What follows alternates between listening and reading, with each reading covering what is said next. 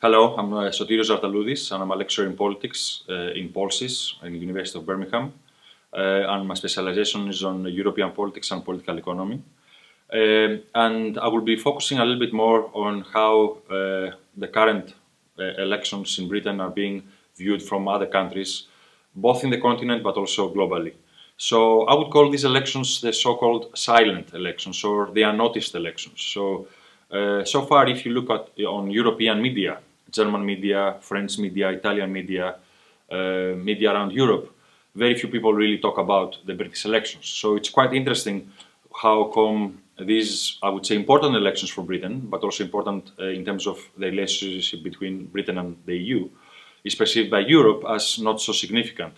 I think there are a number of reasons for that. First, most European nations more or less assume that Theresa May will win, but also I would say another important reason, and this was put very clearly by the head of the European Commission, Mr. Juncker, but also key figures from the European Parliament, is that whoever is elected in Britain in government doesn't really change much. So, contrary to what Theresa May is saying, they will be speaking to the British government about leaving the EU, and more or less the issues are not going to change by any electoral result. So the issues of what happens to the British citizens that live in European countries, what happens in European citizens living in Britain, what happens to trade, what happens to leaving the EU, and what happens with the relationship after Britain leaves the EU.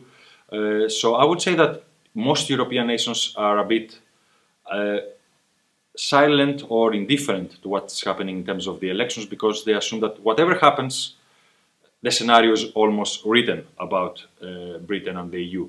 It's also quite interesting that globally the British elections do not feature much. For instance, if you read any US outlets, most of them focus on Trump, Putin, China, North Korea. Very few of them focus on European issues. It seems that Europe is not really high on the agenda anymore.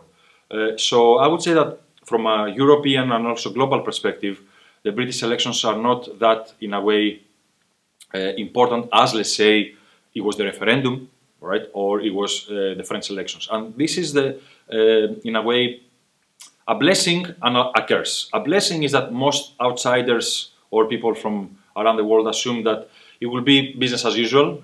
They will have more or less the same government. The Conservatives probably will win. Theresa May will be again the Prime Minister. But also the curse is that a lot of people probably have certain expectations about what will happen between Britain and Europe and what will happen in Britain internally. So I don't know if that's good or bad. I would say that I would like to see a bit more interest and a little bit more anxiety about what's going to happen to Britain, because that will give a lot of leeway for British politicians to maybe negotiate.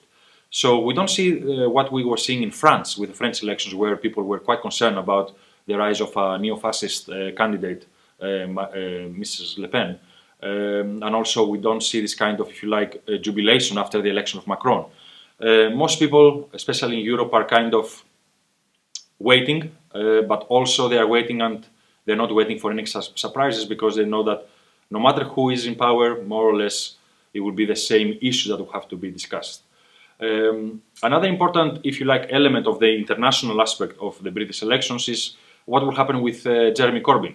Jeremy Corbyn is one of the last remaining new left leaders, which started from Latin America countries like Mr. Chavez, or in Greece, Tsipras, or in France, Mélenchon. It seems that most of them, obviously in the case of Chavez, he has passed away, but also Maduro is not doing very well in Venezuela. Tsipras has completely compromised with the austerity and the Troika. Mélenchon in France completely lost out. Schulz with the Social Democrats in Germany also is not doing very well. It seems like probably Angela Merkel will win again. So it seems that Jeremy Corbyn is one of the few remaining people of the left, or new left, or re-emerging left, if you like. And it will be quite interesting to see what will happen after the British elections if, as according to the polls, the Labour Party will not do that great. It's quite interesting to see on a global perspective what happens with this new movement of people that were against the elites, against the financialization of the political economy, against banks, against global trade, etc.